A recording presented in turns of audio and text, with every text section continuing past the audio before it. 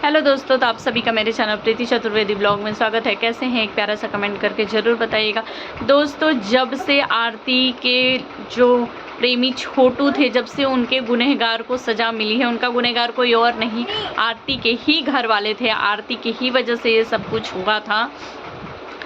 जब से उनको उम्र कैद की सज़ा मिली है, उनके पिताजी, उनके भाई, उनके जीजाजी, उन्हीं के घर के 8 सदस्य थे। जब से मिली है तब से आरती बहुत ज़्यादा ट्रोल हो रही है। वैसे भी वो बहुत ज़्यादा ट्रोल ही होती रहती है, क्योंकि वो झूठे वीडियोस बनाती है। कभी अपने घर वालों को बोलेगी मेरे घर वालों की वजह से हुआ, मेरे पिताजी ने ये सब कुछ किया। कभी बोलेगी कि मुझे मोनू ने मारा, हाथ तोड़ दिया मार के, वो मुझे इसी तरह परेशान करते रहते हैं। कभी बोलेगी कि नहीं वो मुझे परेशान नहीं करते, हमारी लड़ाई हो जाती है, वो मुझे 2 बात बोलते हैं तो मैं 10 बात बोलती हूँ। मतलब वो इसी तरीके के वीडियो बनाती रहती है, तो वो बहुत ज़्यादा ट्रोल होती रहती है। कमेंट्स तो उसको वैसे भी ख़राब आते हैं, लेकिन इस टाइम तो बहुत ही ज़्यादा ख़राब कमेंट आ रहे हैं। क्योंकि जो बालकनी में देखो, लोग बोल भी रहे हैं कि भगवान ऐसी बेटी किसी का न दे, क्योंकि जो लड़की अपने माँ बाप की नहीं हुई, माँ बाप को उम्र कैद की सज़ा, पिता, भाई, जीजा, पूरे घर वालों को जो वो उम्र कैद की सज़ा दिला दी, वो कैसे चैन से जी सकती है। उस पर आरती का एक वीडियो आया था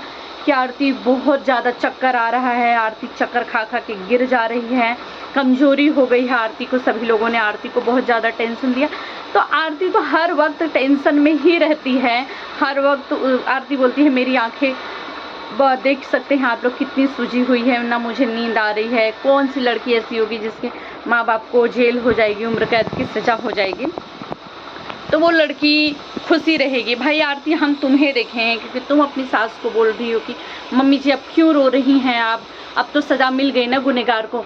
तुम्हारी सास खुश है तो बहुत अच्छी बात है, क्योंकि उनके बेटे के कातिल को सज़ा मिली है। पर तुम, कोई तीसरा नहीं था, वो तुम्हारे ही घर वाले थे। और तुम बोलती हो कि मैं एक वीडियो में आया हुआ था कि आरती के जो घर वाले थे वो रात को 2 बजे छोटू के साथ ऐसा कुछ किया था। आप लोग समझ सकते हैं, क्योंकि मैं वीडियोस में वो पूरा ओपन होके नहीं बोल सकती हूँ, यूट्यूब के गाइडलाइंस के खिलाफ होगा। लेकिन जो छोटू के साथ हुआ, कभी मोनू एक वीडियो में बोल रहा था तुमने देखा, उस चीज़ों का जो चश्मदीद गवाह है ना, वो सिर्फ आरती ही। आरती ने ही छोटू के साथ ऐसा होते हुए देखा था। तो एक वीडियो में मैंने देखा था, मन्नू पूछ रहा था कि तुमने देखा था, वो सब सुबह हुआ था, रात को 2 बजे नहीं हुआ था ना, कब हुआ था, क्या हुआ था। लेकिन जो आरती के पिताजी के वकील हैं, उनका कहना यही है कि आरती ने मांगा हुआ था कि हमें 6 गठ कुछ ज़मीन दे दो, तो हम आपको इस सज़ा से बरी करा देंगे, हम आपको सज़ा नहीं होने देंगे करके।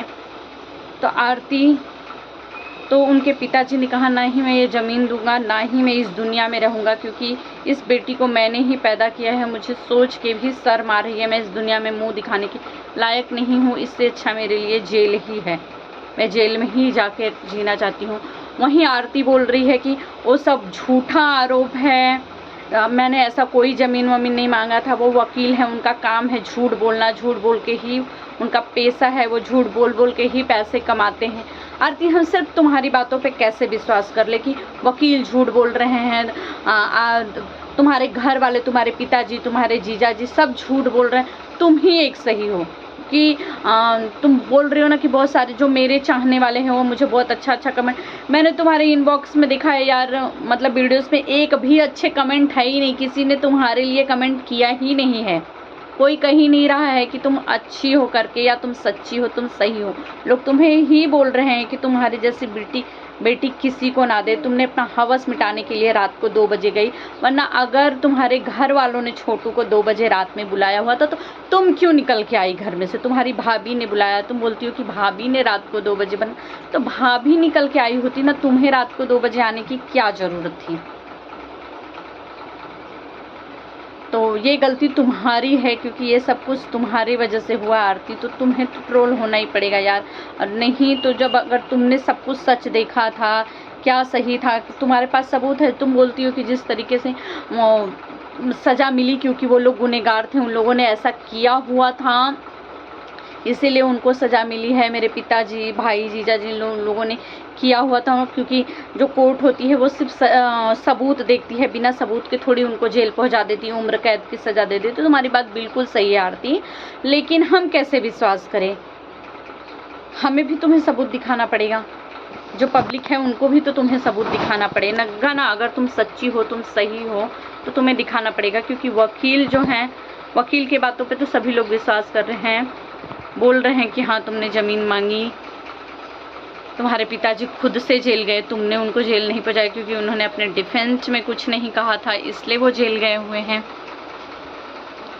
और वकील ने बोला भी है कि वो निकाल देंगे तुम्हारे पिताजी को, तुम्हारे घर वालों को, क्योंकि उन्होंने कुछ किया ही नहीं है। असली कातिल, असली जो गुनहगार है वो लोग नहीं है, वो तुम हो, ऐसा बोल रहे हैं। तो तुम बताओ हमें, हम किसकी बातों पे विश्वास करें? हम तो पब्लिक है ना, हम तुम्हारी वीडियोस को भी देखते हैं, उनकी वीडियोस को भी देखते हैं, उनकी वीडियोस को भी देखते हैं।